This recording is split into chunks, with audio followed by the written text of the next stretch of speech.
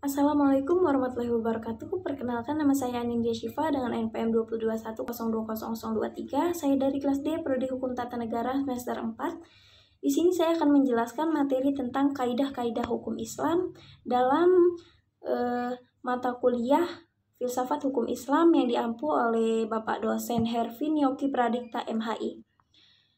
Yang A, prinsip dalam hukum Islam. Kata prinsip berarti asas, yakni kebenaran yang menjadi pokok dasar orang berpikir, bertindak, dan sebagainya. Adapun yang dimaksud dengan prinsip-prinsip hukum Islam adalah cita-cita yang menjadi pokok dasar dan landasan atau tumpukan hukum Islam. Adapun prinsip-prinsip dalam hukum Islam itu antara lain yang pertama yaitu meniadakan kesempitan dan kesukaran. Contohnya, yang pertama, orang yang sedang berpergian, sakit, dalam keadaan hamil atau menyusui boleh tidak berpuasa. Yang kedua yaitu sedikit pembebanan.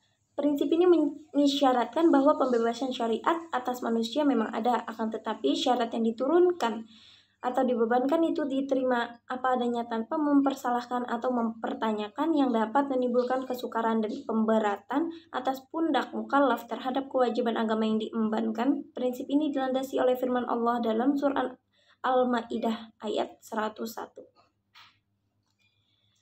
Yang ketiga yaitu bertahap dalam menetapkan hukum. Al-Quran diturunkan secara berangsur-angsur, bukan sekaligus, sebab mengingat potensi manusia yang sangat terbatas, hingga ketika ada ayat yang telah diturunkan kemudian dipahami, barulah ayat lain diturunkan.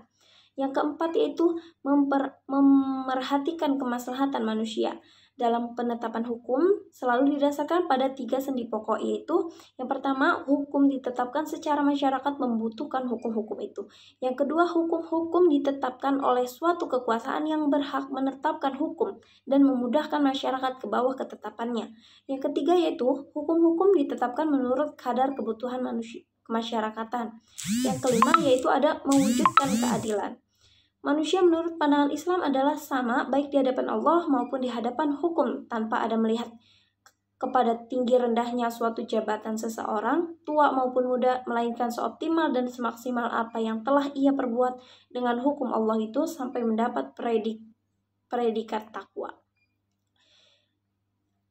Kaidah dalam hukum Islam secara etimologi berdasarkan asas. Macam-macam kaidah hukum Islam yaitu yang pertama ada kaidah asaiyah, segala sesuatu tergantung kepada tujuannya. Yang kedua yaitu kaidah ghairu asyiyah. Walaupun kedudukannya bukan sebagai kaidah asasiyah, namun keberadaannya tetap didudukan sebagai kaidah yang penting dalam hukum Islam. Karena para fuqaha sepakat akan kehujahan kaidah ini.